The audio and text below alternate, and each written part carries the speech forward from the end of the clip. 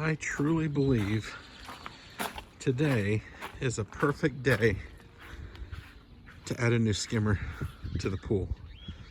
And I'm gonna plumb it in to my existing PVC plumbing here and make it all work. So let's get to work. Welcome to Life Less Ordinary. Subscribe. Okay, I'm gonna try to give you a basic rundown. I am no plumbing professional whatsoever. I'm not even that great with PVC. I just get ideas into my head and I try to make them work as best I can. So here's your Hayward Skimmer. You got the threads in here.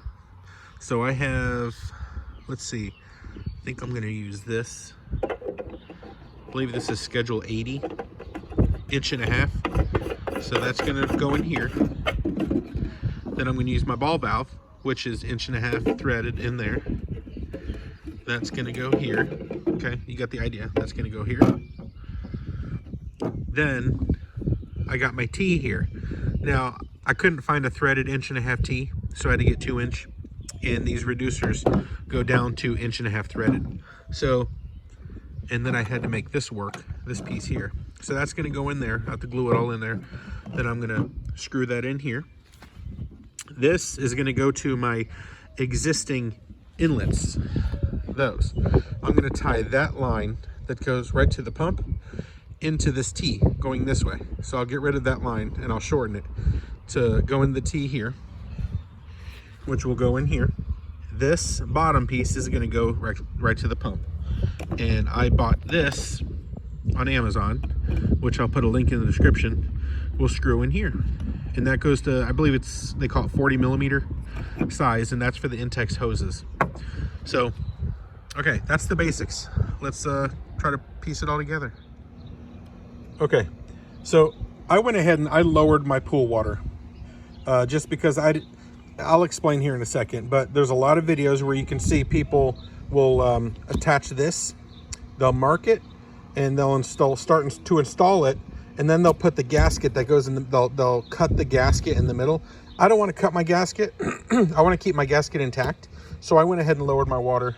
You know, I vacuumed, and I vacuumed to waste. So I put the water out of the pool and it lowered it just enough to do what I'm going to do here. So I'm going to go right under this line here. I'm going to use as a marker because my water level is right about here anyways, which would be perfect for the skimmer. So I'm going to use that as a guide, and I'm going to take a Sharpie and I'm going to mark a square here before I make my cut.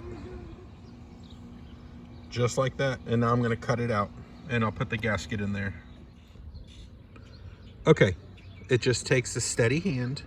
Don't freak out about it. Once you make your mark, just hold the pressure with your knife very carefully, okay? And just do a steady cut straight down. And my square came out absolutely perfect.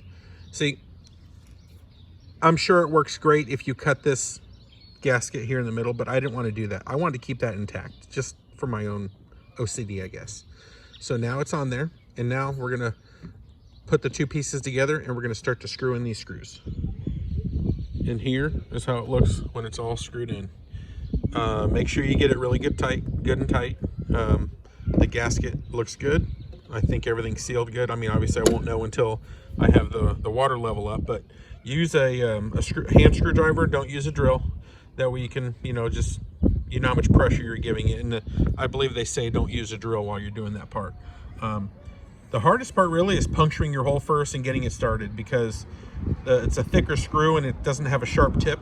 It's kind of a flat end. So puncture your hole and put pressure on the outside of the skimmer, push against the wall as you're screwing in. Okay, so here's how it looks, obviously, from the outside. And I've got my plumbing together. Again, I'm not a professional when it comes to PVC, but I did use Teflon tape on that 1.5 inch nipple that I had, and then I glued all my pieces here.